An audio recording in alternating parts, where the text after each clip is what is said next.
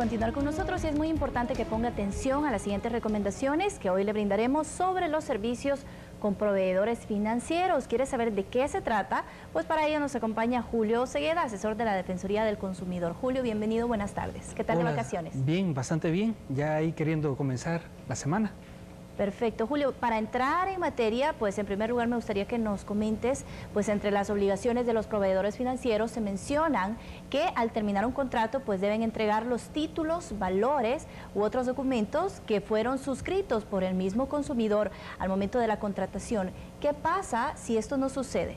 Correcto, es bien cierto que normalmente uno firma un pagaré, una letra de cambio o cualquier otro tipo de título o valor que le sirve al banco como garantía en caso de que yo no pague. Ahora, si yo ya pagué el crédito, es obligación de los proveedores de servicios financieros devolverme esos documentos, y eso es precisamente para seguridad del consumidor, para que el banco, por algún error o por alguna malicia de algún empleado tal, no puedan utilizar estos documentos como base de una acción judicial con la persona. Entonces es obligación de los bancos, de las instituciones financieras, devolverme estos documentos al finalizar el plazo, cuando yo ya haya pagado. ¿Y si no nos lo dan?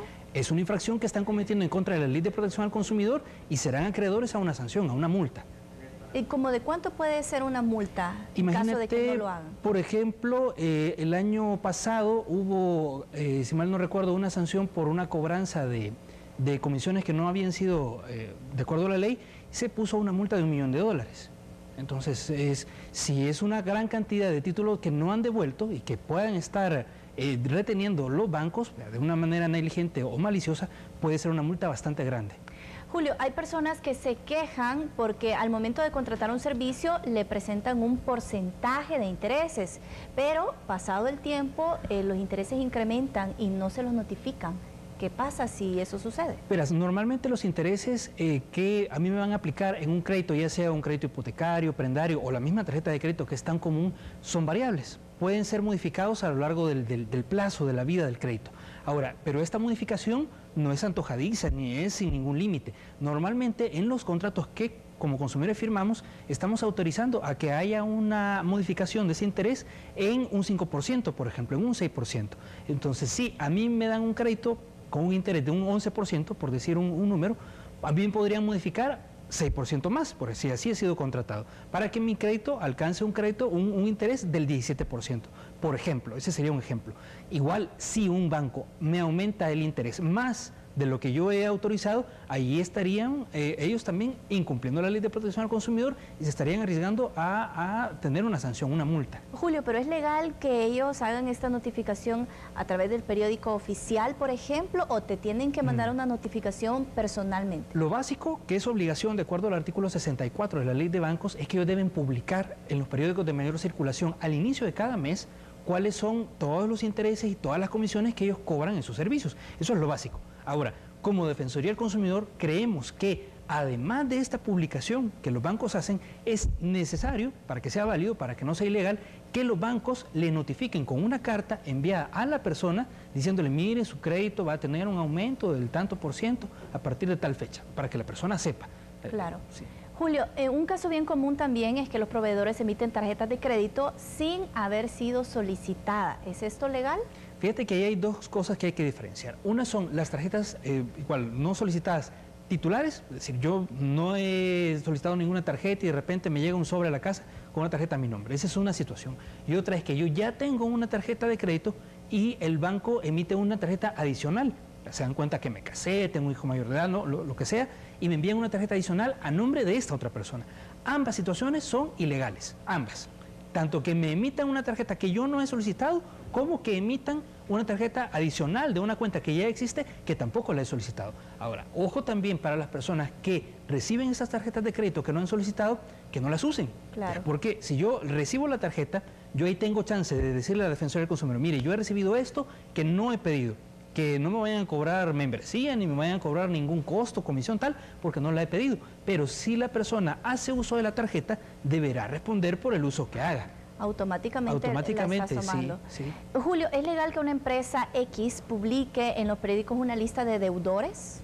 Sí, pero debe haber un requisito previo que deben haber cumplido estas entidades. ¿Cuál? Y es que deben haber tratado de buscar a la persona con los medios de contacto dispuestos para ella. Es decir, tuvieron que haber tratado de encontrarlo por teléfono, en su propia dirección, en su casa, en su trabajo. Es decir, haber intentado un contacto efectivo con la persona. Porque este tema de la publicación en el periódico es la última instancia. Es cuando ya de repente la persona no está, se fue del país, no la encontramos y no hay manera de hacer efectivo el crédito. Entonces, pero únicamente deben poner estas instituciones que se busca a una persona tal, ¿verdad? No que es deudora, ni mucho menos que es estafadora, como lo suelen poner algunos. Eso también es ilegal y puede ser entendido como un cobro injuriante.